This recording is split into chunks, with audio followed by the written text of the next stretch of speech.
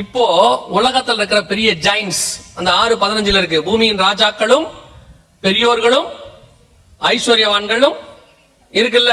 இங்க பாருங்க, இவங்கெல்லாம் பூமியின் ஜைன்ஸ். இவங்கெல்லாம் என்ன பண்ணிருக்கிறாங்கன்னு பாருங்க. அத்தனை பேரும் போய் ஒரு இடத்துல பதுங்கி இருக்கிறாங்க. இது அவங்களே சொல்றாங்க. என்ன சொல்றாங்கன்னு கேட்டீங்கன்னா, இவங்க யாருன்னு தெரியுங்களா? அங்க இருக்கிறதுல யாருன்னு பாருங்க.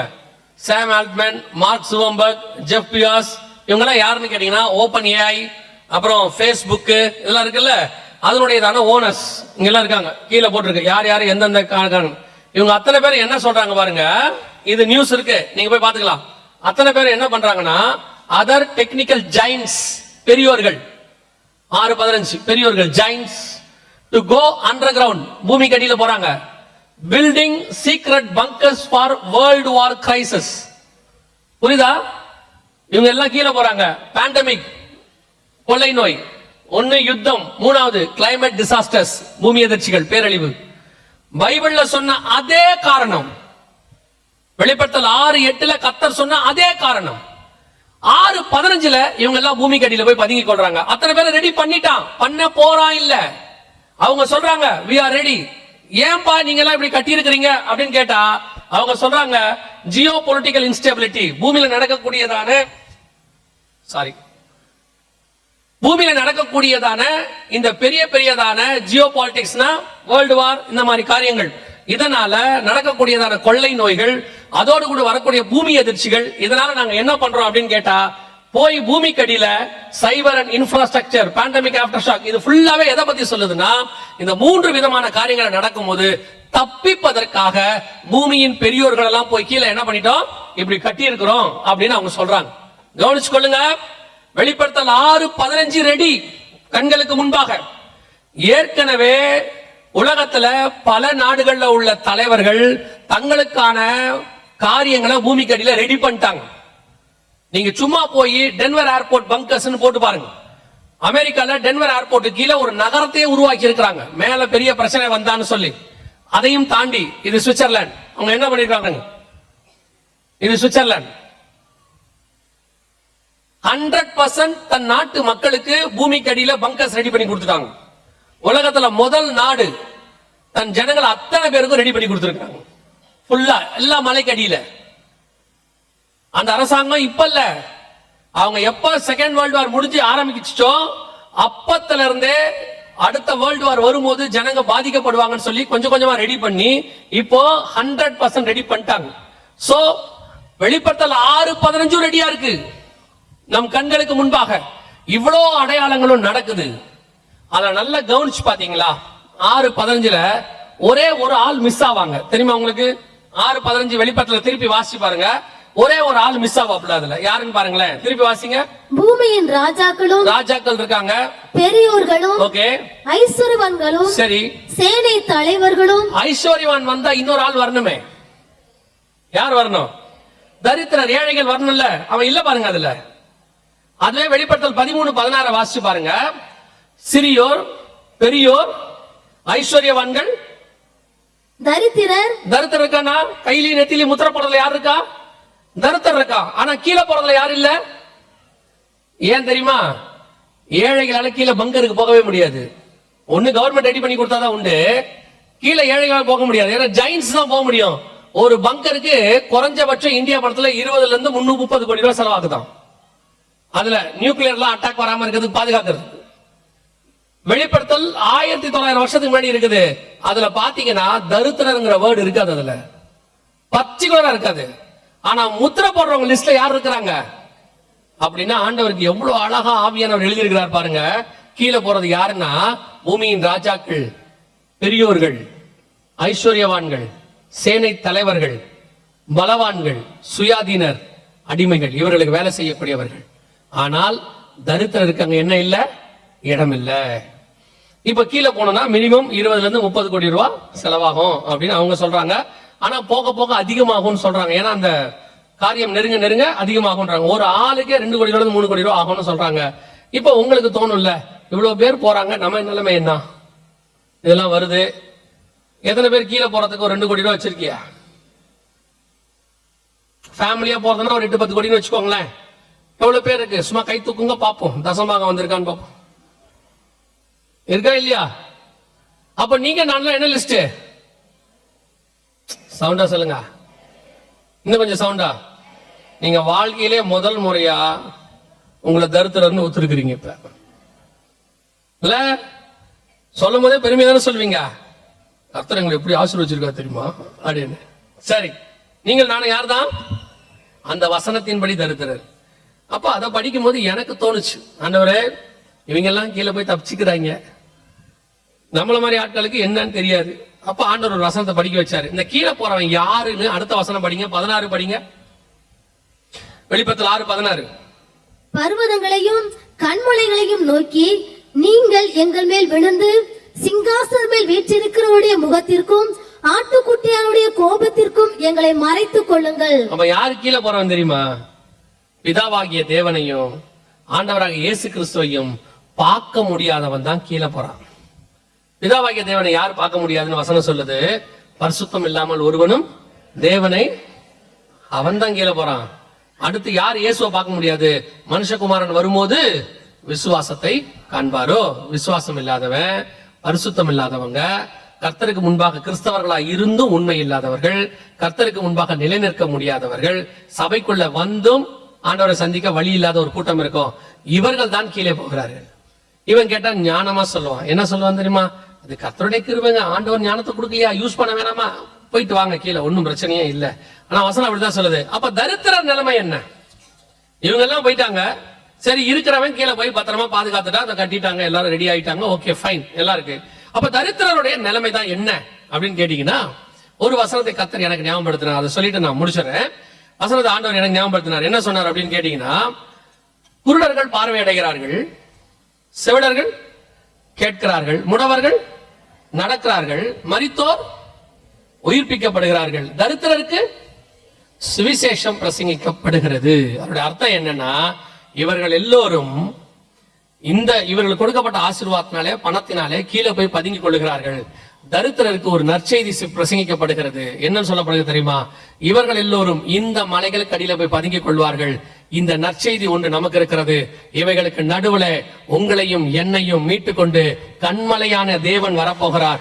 நாம் அவரோடு கூட போய் மேலே உட்கார போகிறோம். அல்லேலூயா. இதுதான் அந்த தரித்திரருக்கு கொடுக்கப்படுகிற நற்செய்தி. ஏங்க இது வசனத்துக்காக சொல்றீங்களா? உண்மையிலேன்னா இவங்க ரெண்டு பேரும் கீழே போறவங்க யாருக்குன்னு கேட்டீங்கன்னா, ரெண்டு பேரை பார்க்க முடியாம போறாங்க. சிங்காசனமே வீட்டுக்குரிய முகத்திற்கும் ஆட்டுக்குடியினுடைய கோபத்திற்கும் மறைஞ்சு கீழே போயிட்டாங்க.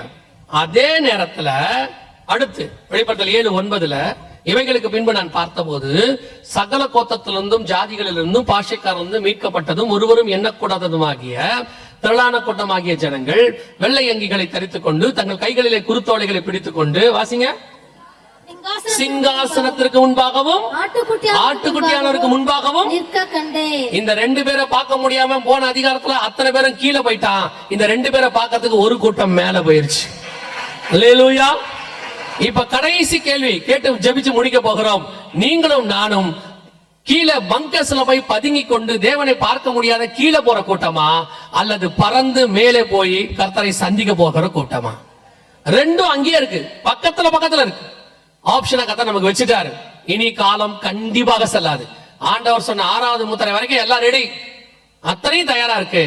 இவைகள் சம்பவிக்க தொடங்கும் பொழுது உங்கள் மீட்பு சமீபமாக இருப்பதால் நீங்கள் நிமிர்ந்து பார்த்து உங்கள் தலைகளை உயர்த்துங்கள். இதெல்லாம் இங்க நடந்துகிட்டு இருக்கும் போது எப்படி நோவாவுடைய பேழை மகா ஆழத்தின் ஊற்றுக்கண்கள் எல்லாம் பிளந்தன, வானத்தின் மதகுகளும் திறவுண்டன. ஆதியாகமம் 7:11 இருக்கு. வானத்தின் மதகுகளும் திறவுண்டன, மேல இருந்து தண்ணி கீழ இருந்து தண்ணி எல்லாம் தத்தளிச்சுக்கிட்டு இருக்கான், ஓடிக்கிட்டு இருக்கான். ஆனா ஒரே ஒரு பேழை மட்டும் அந்த தண்ணிக்கு மேல நின்று மிதந்து பர்வதங்களுக்கு மேல சமுத்திரத்துக்கு மேல நின்று கொண்டிருந்ததை போல உலகம் மிகப்பெரிய தத்தளிப்பு அழிவுகளுக்கு நடுவில் போய் கொண்டிருக்கும் பொழுது வானம் சுருட்டப்பட்ட புஸ்தகத்தை போல விலகும், தீவுகள் அகன்று போகும், சூரியன் கருத்த கம்பளியை போல கருக்கும், சந்திரன் ரத்தம் போல் ஆகும், அத்திமரமானது பெருங்காற்றால் அசைக்கப்படும் போது காய்கள் உதிர்கிறது போல வானத்தின் நட்சத்திரங்களும் பூமிக்கு மேல் வந்து விழும். ஒரு கூட்டம் பூமிக்கு அடியில போய் பதுங்கிக் கொள்ளும்.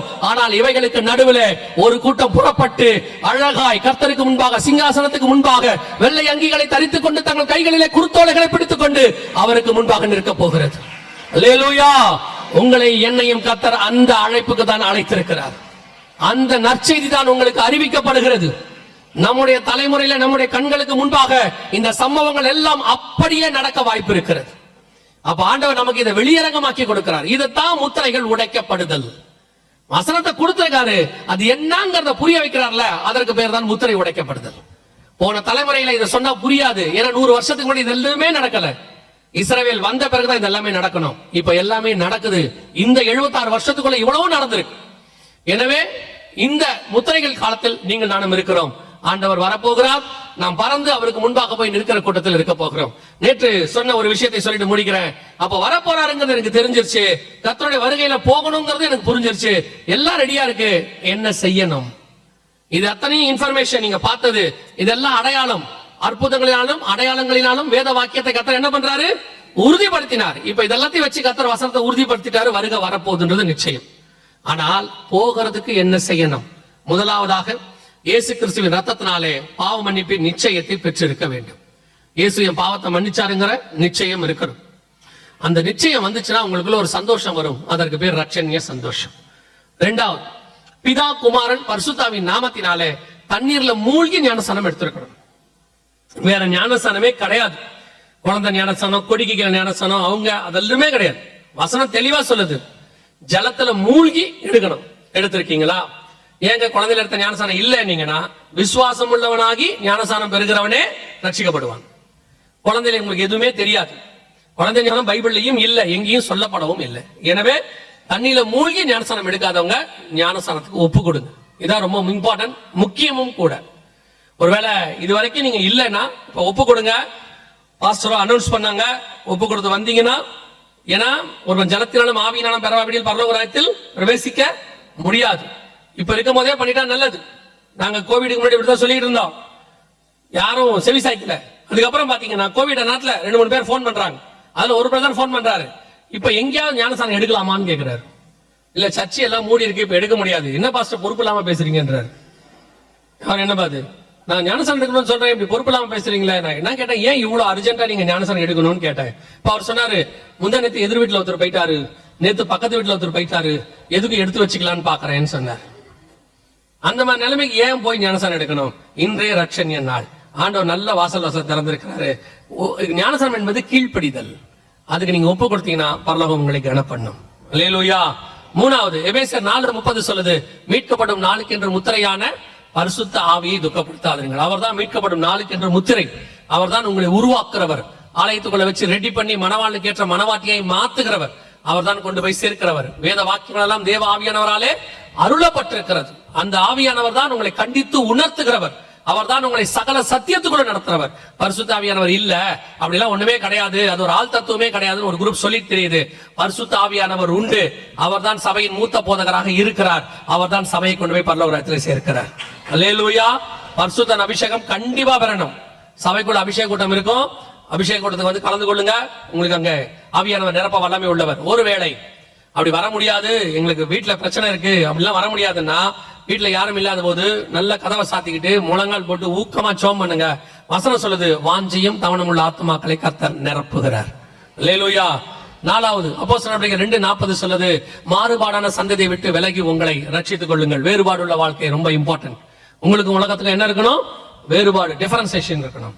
உலகத்துக்கு ஒத்த வேஷம் தரிக்காதீங்கன்னு ரோமர் 12 சொல்லுது. இன்னைக்கு கடைசி காலத்துல சபை உலகத்துக்கு ஒத்த வேஷம் தரிக்க ஆரம்பிச்சிருச்சு. ஒரு காலகட்டத்துல சினிமா பாட்டு மாதிரி நம்ம ஆளு பாடுனா, இப்போ சர்ச்சில் சினிமா பாட்டையே பாடுறான். ஒரு பீரியட்ல பாட்டு சினிமா பாட்டு மாதிரி இருக்கும், அதையே நாங்க கண்டிச்சுட்டு இருந்தோம். இப்ப பார்த்தா சினிமா பாட்டையே பாடுறான். என்ன தப்புங்கிறான். அதுக்கு உங்க மதுரை ஃபேமஸா இருக்கு, அவ்வளவுதான் சொல்ல முடியும். கேர்ஃபுல்லா இருந்து கொள்ளுங்க. பாழாக்கும் அருவருப்பு பரிசுத்த ஸ்தலத்தில் நிற்க காணும் போது அந்த இடத்த விட்டு ஓடிடணும். அங்க உட்காந்துட்டு ஜாலியா கை தட்டிக்கிட்டு விசில் அடிச்சிட்டு இருந்தீங்க, ஒரு நாள் அக்கினி இறங்கும், பட்சிக்கும். கர்த்தர் தம்முடைய மகிமையை ஒரு நாளும் யாருக்கும் விட்டுக்கூடார். இது கிருபையின் காலங்கிறதுனால அந்த ஆட்களை தான் சும்மா விட்டுக்கிட்டு இருக்காரு. அந்நிய அக்கினியை உள்ள கொண்டு வந்தா பழைய ஏற்பாடு தான் ஒரே அறதான். இந்த கிருபையுடைய மேன்மையை நீங்க எங்க பார்க்கலாம்னா, இவனுங்கிட்ட பார்க்கலாம். நீங்க அவர் எவ்வளவு பொறுமையா இருக்காருன்றதை இவங்க மேல பாத்துக்கலாம். இதே மாதிரி பழைய ஏற்பாட்டுல மட்டும் அந்நிய அக்கினியை உள்ள கொண்டதுக்கு என்ன நடந்துச்சுன்னு எல்லாருக்கும் தெரியும். இப்போ அந்நிய ஆராதனை, அந்நிய போதனை, அந்நிய ஆட்டம் எல்லாத்தையும் உள்ள கொண்டாராம். தயவு செய்து ரொம்ப கேர்ஃபுல்லா இருந்து கொள்ளுங்க. நீங்க நினைக்காதீங்க அவங்க எல்லாம் சந்தோஷமா இருக்காங்க, ஜாலியா இருக்காங்க, அவங்க எல்லாம் டூர் கிளம்பி போய் அங்க போய் ஆட்டம் கல்யாணம், இது அதுக்கான காலம் இல்ல. எப்போ பிரயாணத்துல புசித்து குடித்து விளையாடலான்னு இஸ்ரவேல நினைச்சானோ தொலைஞ்சான். நம்முடைய போக்கஸ் முழுக்க முழுக்க என்ன தெரியுமா? நான் கானானுக்குள்ளே பிரவேசிக்க வேண்டும், அவ்வளவுதான். அங்க போயிட்டோம்னா உங்களுக்கு எனக்கும் நித்தியமாய் சந்தோஷத்தை கத்தர் வச்சிருக்கிறாரு. அதை நம் கண்கள் காணவும் இல்லை, நம் காதுகள் கேட்கவும் இல்லை. அப்படி ஒரு சந்தோஷம் இருக்கு. இன்னும் கொஞ்ச காலம் தான் வருவேன் என்று சொன்னவர் சீக்கிரம் வருகிறார். அல்லேலூயா. அதனால உலகத்துக்கு ஒத்த வேஷம் தரிக்காதிருங்கள். 5வது சுவிசேஷம் அறிவித்தல் உங்கள் மேல் விழுந்த கடமை.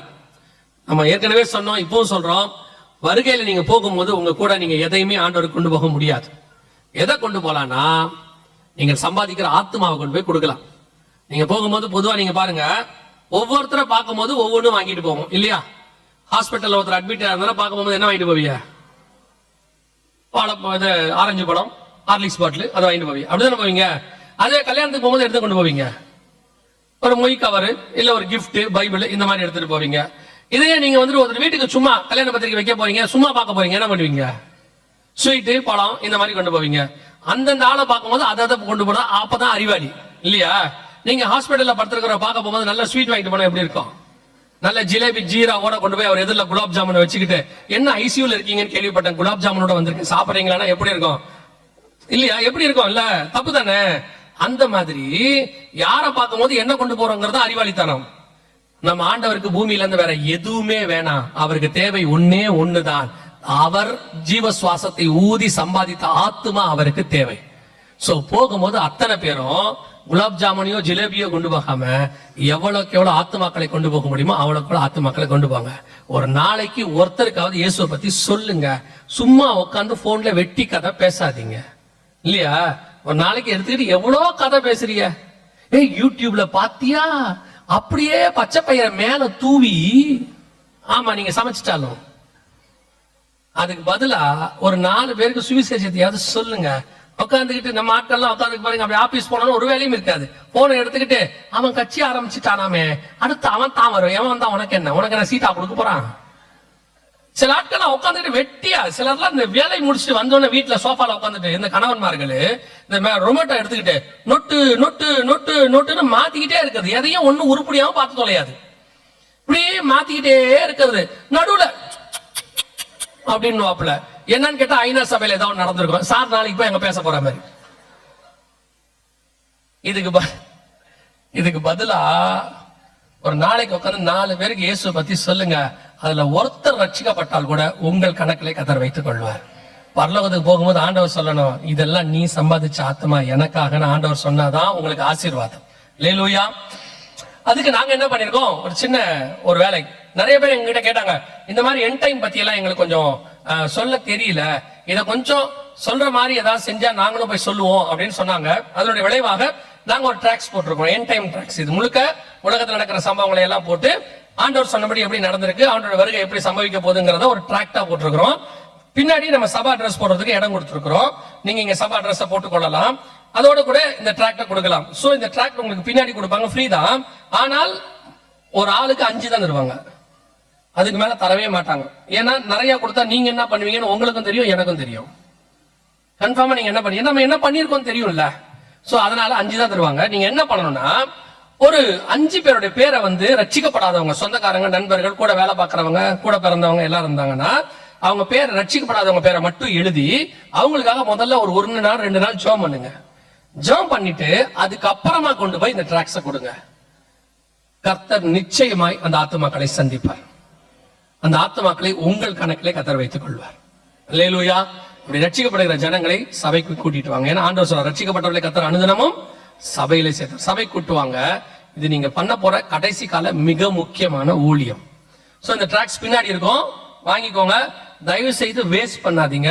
இது நாங்க அடிக்கல, எழுதுனது மட்டும்தான். நாங்க இது அடிக்கிறது ஒரு ஃபேமிலி, 2 ஃபேமிலி, கோயம்புத்தூர்ல இருந்து ஒருத்தரும் சென்னையில இருந்து ஒருத்தர் தான் அடிக்கிறாங்க, அடிச்சு கொடுத்துருக்காங்க. சோ இத அவங்களுடைய உழைப்புல அவங்களுக்கு வர சம்பளத்துல இருந்து அவங்க அடிச்சிருக்காங்க. சோ தயவு செஞ்சு வேஸ்ட் பண்ணிடாதீங்க. முடியாட்டி விட்டுருங்க, அது நல்லது. ஆனா கொண்டு போய் கீழே போடாதீங்க. அவங்க எல்லாம் ரொம்ப கஷ்டத்துக்கு நடுவில் அடிச்சு கொடுக்குறாங்க. சோ ஒரு பின்னாடி இருக்கோ, வாங்கிக்கலாம். ஆத்துமாதாயம். 6வது, இயேசு கிறிஸ்து வருவார் என்பதை ஒவ்வொரு நாளும் என்ன செய்யணும், விசுவாசிக்கணும். ஏதோ சும்மா கதை கேட்கிற மாதிரி கேட்டுட்டு போயிடக்கூடாது. ஒவ்வொரு நாளும் இயேசுவை சந்திப்பதுக்கு நம்ம என்ன ஆகணும்? ஆயத்தப்படணும். நைட்டு படுக்க போகும்போது காலை ஏந்திரிக்கும் போது நம்ம ஜெபம் என்னவா இருக்கணும் தெரியுமா? வெளிப்படத்தில் 22:14 இருக்குல்ல, ஆவியும் மனவாட்டியும் வா என்பார்களாக. அதான் சரணோரஜமா அழகா சொல்லுவாங்க, அவங்க பாட்டுல சொல்லுவாங்க, எப்போ வருவீர் இயேசுவே ஏங்கி உள்ளம் உம்மை தேடுதே அப்படிம்பாங்க. அந்த வாஞ்ச தாகம் அப்படி வந்துடணும். ஒவ்வொரு நாளும் இயேசுவை சந்திப்பதற்கு ஆயத்தப்படணும். 7வது கடைசியாக, முடிவு பரியந்தம் நிலைநிற்கிறவனே ரட்சிக்கப்படுவான். இந்த 6ல என்ன செய்யணும்? கடைசி வரைக்கும் நிக்கணும். அடைந்த ரட்சிப்பு, எடுத்த ஞானசானம், பெற்றுக்கொண்ட அபிஷேகம், வாழ்ற வேறுபாடுள்ள வாழ்க்கை, சொல்ற சுவிசேஷம், விசுவாசிக்கிற வருகை. இந்த 6லும் கடைசி வரைக்கும் நின்னீங்கன்னா கர்த்தருடைய வருகையிலே பிரவேசிப்பது எளிது. அல்லேலூயா. ஆண்டவர் வரப்போகிறார். நாம் ஜெபிக்கலாமா? நாம் எல்லாம் ஜெபம் பண்ண போறோம். வேந்திரிக்கலாமா? ஒரு 2 நிமிஷம் இல்ல ஒரு 5 நிமிஷத்துக்குள்ள நான் பாஸ்டர் கிட்ட கொடுத்துருவேன். சோ கரெக்டா எக்ஸாக்ட்லி 5 minutes. இதான் ரொம்ப இம்பார்ட்டன்டான 5 நிமிஷம். நாம ஜெபிக்க போறோம். எல்லா கண்களையும் மூடுவோம். எல்லா கண்களையும் மூடுவோம். உங்களை ஆராய்ந்து பாருங்க. எல்லாம் நம்ம கண்ணுக்கு முன்னாடி எல்லா அடையாளங்களும் அப்படி வெளியரங்கமா இருக்கு. இந்த காலத்தை மாதிரி இவ்வளவு அழகா வெளியரங்கமா ஆண்டவர் எந்த காலத்திலும் இல்லை. இயேசு பிறந்த போது கூட வானசாஸ்திரிகள் அடையாளத்தை தான் பார்த்தாங்க, கண்டுபிடிக்க முடியல. ஏரோதால வசனத்தை தான் ஆராய்ந்து பார்க்க முடிஞ்சிச்சு, போய் பார்க்க முடியல. மெய்ப்பர்கள் கேட்டு போய் பார்த்தாங்க. சிமியோன் ஆவியில போய் பார்த்தாரு. ஆனா இந்த காலத்துல அந்த அடையாளம் அப்படியே வெளியரங்கமா இருக்கு. மெய்ப்பர்கள் சொல்லும்போது ஆண்டவர் சொன்னாரு, முன்னணியில் கிடத்தி இருப்ப காண்பீர்கள், போய் தான் அவங்க பார்த்தாங்க. ஆனா இப்போ வரத்துக்கு முன்னாடியே எல்லா அடையாளங்களையும் ஆண்டவர் தெளிவா வச்சிருக்கிறார். நம்ம ஆயத்தப்படணுங்கிற ஒரே காரணத்துக்காக தான் இவ்வளவு கர்த்தர் தெளிவா எக்ஸ்பிளைன் பண்றார். இனி நம்ம கிட்ட ஆண்டவர் எக்ஸ்பெக்ட் பண்றது ஒன்னே ஒண்ணு, நீ ஆயத்தப்படு. உங்களை ஆராய்ந்து பாருங்க. இந்த வருகையில போறதுக்கு நான் ரெடியா இருக்கிறேனா? இன்னும் உலகத்துக்கு பின்னாடி, மாயைக்கு பின்னாடி, ஆஸ்தி சம்பாத்தியங்களுக்கு பின்னாடி, இன்னும் 10 வருஷம் 20 வருஷம் கழிச்சு நடக்க போற சம்பவங்களுக்கு பின்னாடி ஓடாதிருங்கள். இது கர்த்தருக்கு பின்னாடி ஓட வேண்டிய காலம். நிச்சயமாய் உள்ளங்கை அளவு மேகம்லாம் இல்ல, மழைக்கு முன்னாடி நல்ல தெளிவா தெரியுது, இதோ மேகங்களுடனே அவர் வருகிறார். ஆயத்தப்பட்டவர்கள் அவருக்கு எதிர்கொண்டு போவார்கள். புத்தி இல்லாதவர்களோ அவர் வர்ற நேரத்தில் அவரை தவற விட்டு விடுவார்கள். நாம ஆயத்தப்பட்டவர்களை எதிர்கொண்டு போகணும். அவருக்கு ஒப்பு கொடுப்போமா தேவ சமூகத்துல? கண்களை மூடி ஒரே ஒரு நிமிஷம். இந்த வருகையில போறதுக்கு உங்களுக்குள்ளந்து ஏதாவது தடை இருக்குதுன்னா அதை இப்ப ஒப்பு கொடுக்கறதுக்கான ஒரு நேரம் மட்டுமே. அமைதியா ஒரு நிமிஷம். அந்த நேரத்துல நான் ஒரே ஒரு கேள்வியை கேட்டு ஜெபித்து முடிக்க விரும்புகிறேன். நம்ம எல்லா கண்களை மூடி இருப்போம். நான் இன்னும் தண்ணியில மூழ்கி ஞானசானம் எடுக்கவில்லை. ஏதோ ஒரு காரணம் தள்ளி போட்டேன், இல்ல குழந்தையில தான் எடுத்தேன். ஆனா இன்னைக்கு ஆண்டவர் எனக்கு தெளிவா சொல்லி இருக்கிறாரு, தண்ணியில மூழ்கி ஞானசானம் எடுக்கணுங்கிறத எனக்கு உறுதிப்படுத்தி இருக்கிறாரு. இன்னமும் நான் தள்ளி போட விரும்பல, நான் வருகையில போக விரும்புறேன் அப்படின்றவங்க மட்டும் உங்க வலது கரத்தை உயர்த்துங்க. நான் உங்களுக்காக ஜெபிக்க போகிறேன். ஞானசானத்துக்கு ஒப்பு கொடுக்கிறவங்க நல்ல கரங்களை உயர்த்துங்க. நேயருடைய கரங்கள் பின்னாடி இருக்கிறது. கரங்களை உயர்த்தி இருக்கிறவங்க வர சொல்லணும் முன்னாடி, இல்லையா? கொஞ்சம் முன்னாடி வரீங்களா? உங்களுக்காக ஜெபம் பண்ணுவோம். கரங்களை உயர்த்தி இருக்கிறவங்க எல்லாம் இங்க வாங்க பாப்போம். இந்த இடத்துக்கு வாங்க. பக்கத்துல வாலண்டியர்ஸ் இருந்தா அவங்கள வர சொல்லுங்க பாப்போம். நல்ல கரங்களை உயர்த்துங்க. உங்களை ஜெபி இங்க வந்துருங்க. முன்னாடி வந்தவங்க உயர்த்த வேண்டாம். பின்னாடி இருக்கிறவங்க யாராவது இங்க வாங்க. ஃப்ரண்ட்ல வாங்க பாப்போம். ஞானசானத்துக்கு ஒப்பு கொடுக்கிறவங்க எல்லாம் இங்க வாங்க.